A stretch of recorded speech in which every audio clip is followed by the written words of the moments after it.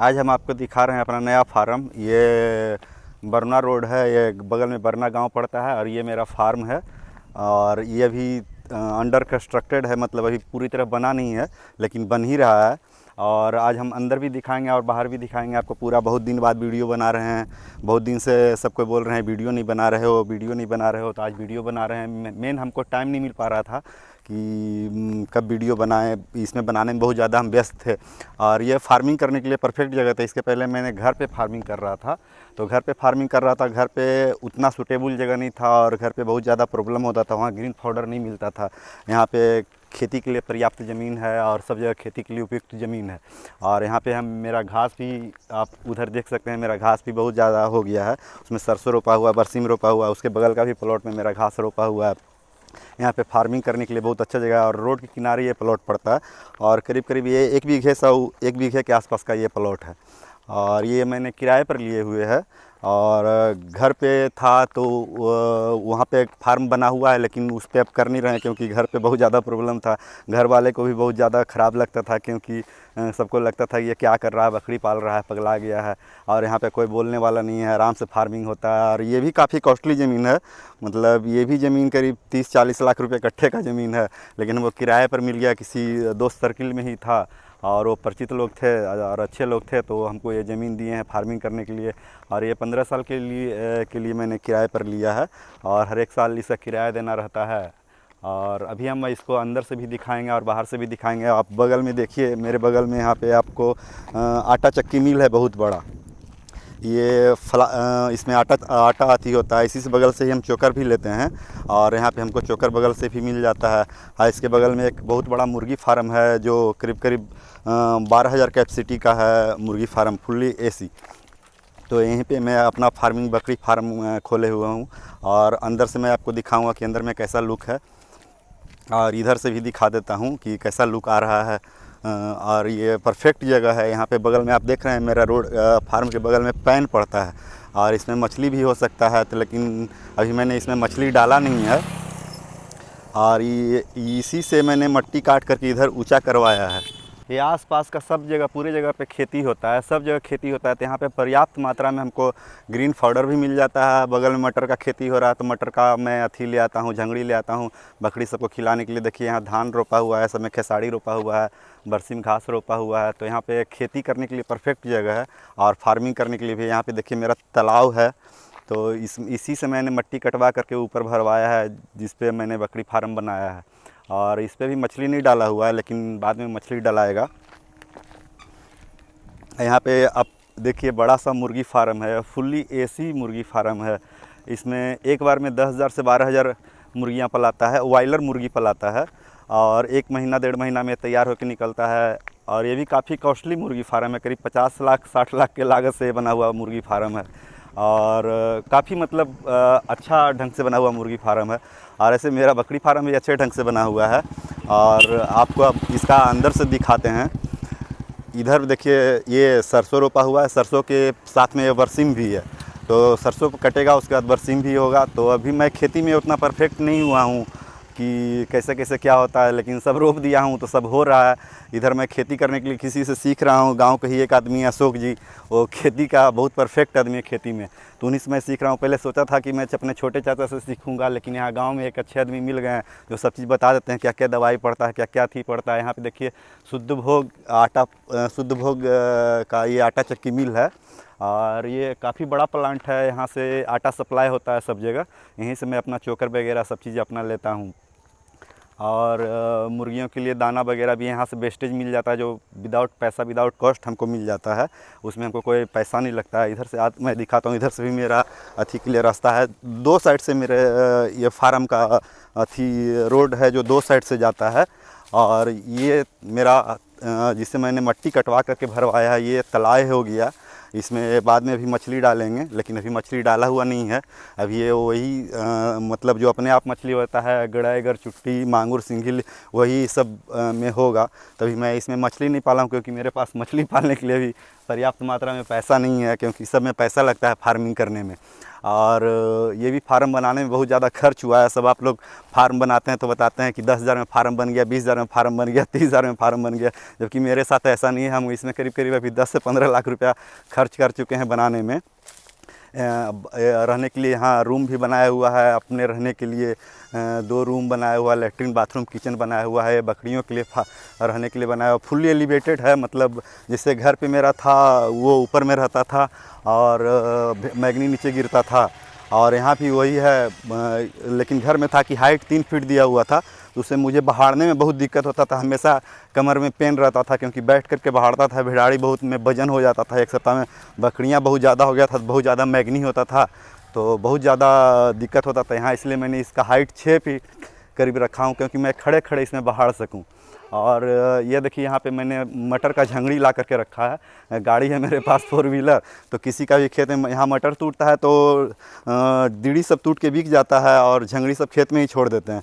तो मैं वो सब झंगड़ी उठा के माथा पर ढो ढो करके लाता हूँ गाड़ी से।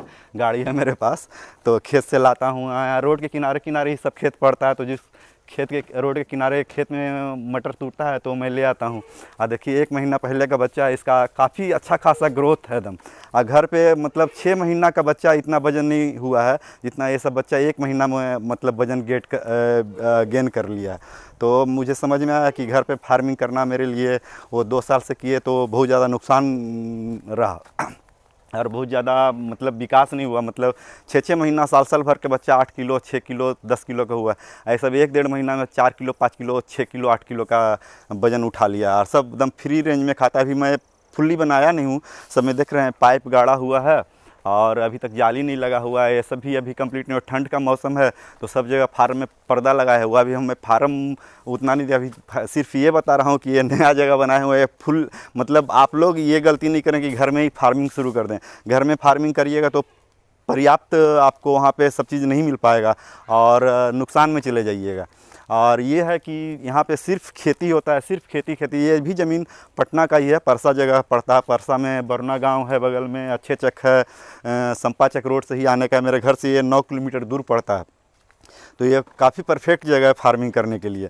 लेकिन घर पे क्या था कि वहाँ ग्रीन पाउडर नहीं मिलता था, वो घास मैं लाता था ख़रीद करके खिलाने के लिए, 6 रुपये किलो पड़ता था। यहाँ की घास मैंने बगल वाला प्लॉट में लिया, घास लगा दिया है तो उसमें बरसीम घास हो गया है। अभी और भी जो सालों भर चलने वाला चारा है वो भी रोपना है। लेकिन मैंने यहाँ क्या होता है, खेत में पानी बरसात में जम जाता है तो डर लगा हुआ है कि नेपियर लगाएंगे तो नेपियर ख़राब हो जाएगा। इसलिए अभी सीजनली मतलब जो होता है वही लगाए हैं और बाद में ऊंचा खेत खोजेंगे तो उसमें से नेपियर लगाएंगे और फिर फार्मिंग चलेगा।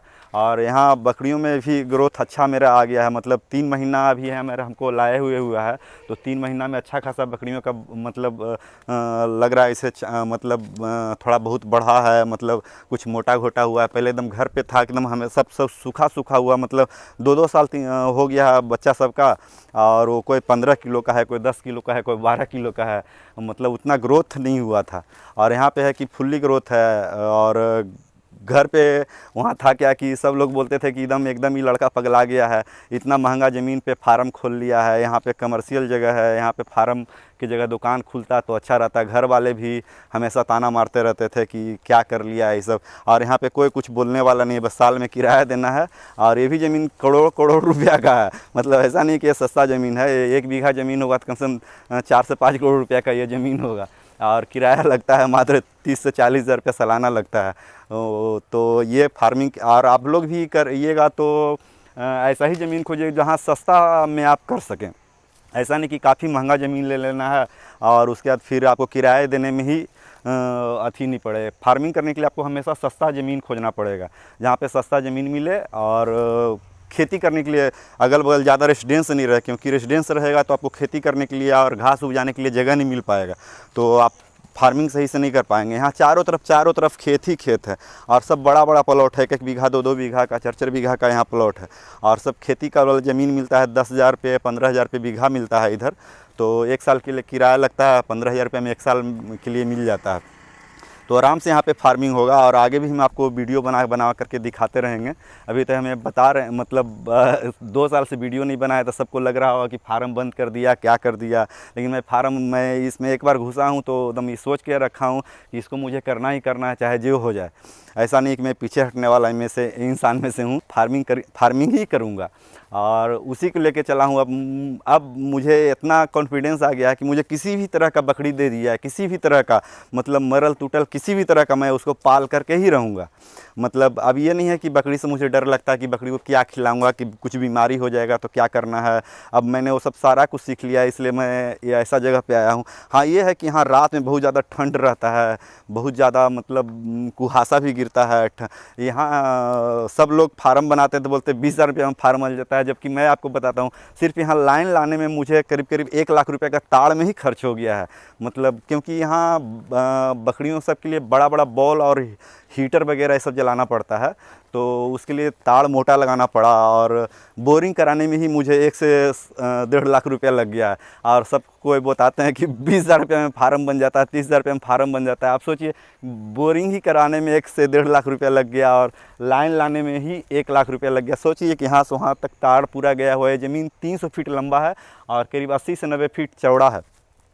तो इसमें इतना में ताड़ घुमाने में 4 फेज लाइन लगे हुए, एग्रीकल्चर मीटर लगा हुआ है। इसमें बिजली बिल बहुत कम लगता है, 90% सब्सिडी मिलता है राज्य सरकार की तरफ से, तो यहाँ बिजली बहुत कम लगता है। यह फार्मिंग के लिए ही दिया जाता है, ये बिजली खेती करने वाला बिजली होता है, इसमें पैसा बहुत कम उठता है। और आप लोग घर में फार्मिंग करते हैं तो वहाँ आपको घर वाला बिजली लगता होगा, तो बिजली आप लोग बॉल्ब हीटर वगैरह सब नहीं जला पाते होंगे और धुआं कर करके और आग जला करके बकरियों को गर्म रखते हैं, इससे बकरियों को नुकसान होता है। और यहाँ क्या है कि बॉल्ब जलता है, हीटर जलता है, जिसके कारण से बकरियाँ गर्म रहती है। और ये सब मैंने पर्दा लगा के रखा है, अभी ये और पूरी तरह बनेगा तो और इसमें बकरियों को सूटेबल और अच्छे ढंग से इसमें क्या, इसमें भी घर वाला ही सिस्टम है कि मैगनी नीचे इसमें गिरता है और ऊपर में बकरी रहता है।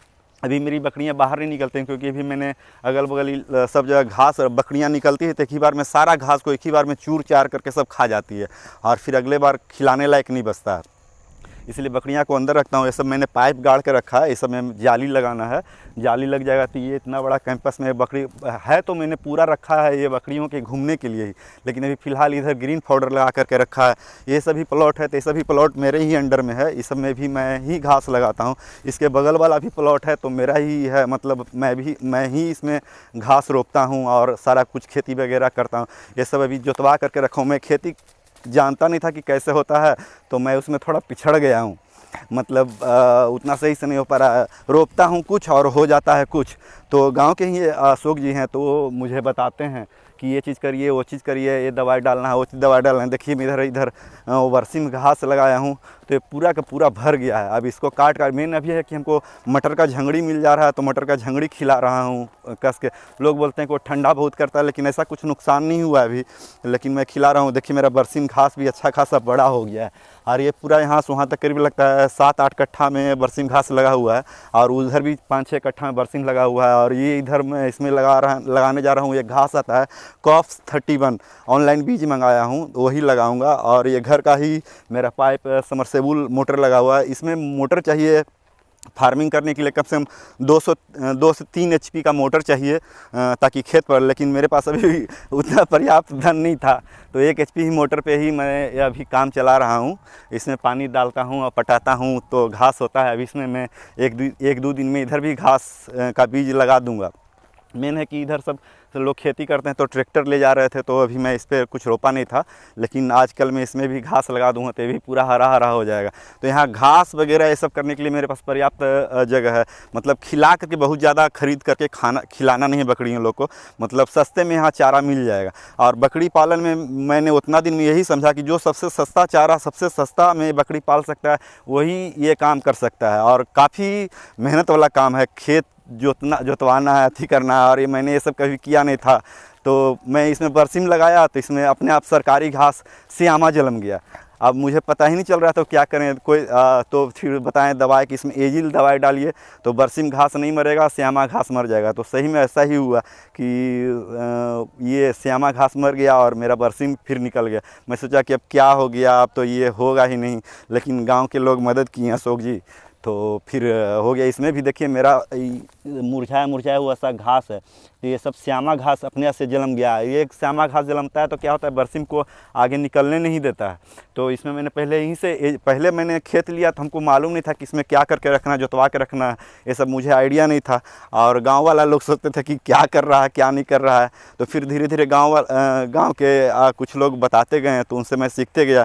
तो इसमें दवाई दिया हूँ तो श्यामा घास मर गया है, क्योंकि मैं जो इसमें घास लगाने जा रहा था वो भी श्यामा घास के ही प्रजाति का 31 में आता है। मतलब यदि उसमें दवाई डालता तो दोनों मर जाते, इसलिए पहले ही इसे इसमें मैं दवाई डाल करके इसको प्लेन कर दिया हूँ। इसमें देखें मैग्नी वगैरह सब चीज़ बकरी का डाल के रखा हूँ, ताकि बार बार मुझे इसमें खाद नहीं डालना पड़े, मतलब सस्ते में सब चीज़ हो। तो खेती करना है तो जानवर भी रखना ज़रूरी है, और जानवर रख रहे हैं तो खेती करना ज़रूरी है। दोनों करिएगा तभी आप फ़ायदे में रहिएगा, ऐसा नहीं रहिएगा। ऐसा नहीं कि आप बकरी पाल लिए हैं, भूसा खरीद के ला रहे हैं, घास खरीद के ला रहे हैं तो आपको पोसाय नहीं पड़ेगा। क्योंकि मैं अभी 2 साल से कर रहा हूँ तो इतना देख लिया कि जितना खिला रहा हूँ उतना ही बढ़ रहा है। मतलब ऐसा नहीं कि मैं बहुत ज़्यादा फ़ायदा में हूँ, लेकिन यह है कि 2 साल मैंने घर पे किया तो मैं बकरी पालन में परफेक्ट हो गया। और साथ में अपने साथ एक ट्रेंड आदमी भी अपनी पत्नी को तैयार कर लिया हूँ, जो मेरे बिहाफ में मेरी बकरियों का ख्याल रखती है। मतलब जब मैं कभी बाहर रहता हूँ तो वो बकरी मतलब एक परफेक्ट आदमी होना चाहिए जो हमेशा बकरी के पास रहे। ऐसा नहीं आप सोचिए कि हम बकरी फार्म खोल लिए, एक 10,000 के स्टाफ रख लेंगे और वो सब 10,000 का एक स्टाफ रखिएगा तो उसको उतना बुद्धि ही नहीं रहेगा कि क्या करेगा क्या नहीं करेगा। उसको तो बस अपना सैलरी से मतलब है, बकरी खाए पिए नहीं करे क्या करे उसको कोई मतलब नहीं है। इसमें एक ऐसा आदमी चाहिए जो मतलब बकरियों को सब चीज़ समझे, और उस तरह का आदमी खोजिएगा तो आपको 50,000 रुपया का महीना भी रखिएगा तो भी आपको उस तरह का आदमी नहीं मिले। इसलिए जब ये करना है तो आपको अपने से पहले पूरी तरह समझना होगा, तभी आप ये कर सकते हैं। अभी मैं इसको अंदर से आपको दिखाता हूँ। देख यहाँ पे गेट पे ये सब 1 महीना पहले का बच्चा है, काफ़ी अच्छा है। मतलब आप देख सकते हैं, मतलब काफ़ी बड़ा हुआ है एकदम, करीब करीब ये 6 से 7 किलो का हो गया। 1 महीना 5-7 दिन का ये बच्चा है, काफ़ी बड़ा हो गया है। सिंगल बच्चा था, ये फीमेल है, काफ़ी बड़ा हुआ है। जबकि घर में इतना बड़ा बच्चा होने में 6 महीना लग जाता था, यहाँ 1 महीना में इतना बड़ा हो गया। सब अकेले अकेले बच्चा है और सब काफ़ी खूबसूरत बड़ा है। यहाँ मैं आपको दिखाता हूँ, ये 2 बच्चा हमेशा गेट पर ही बैठे रहता है।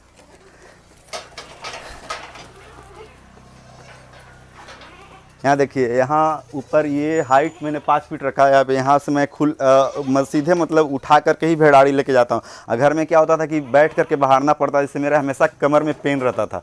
और यहाँ भेड़ाड़ी मतलब जब से आया हूँ तब से यहाँ भेड़ाड़ी संगर ही रहा है।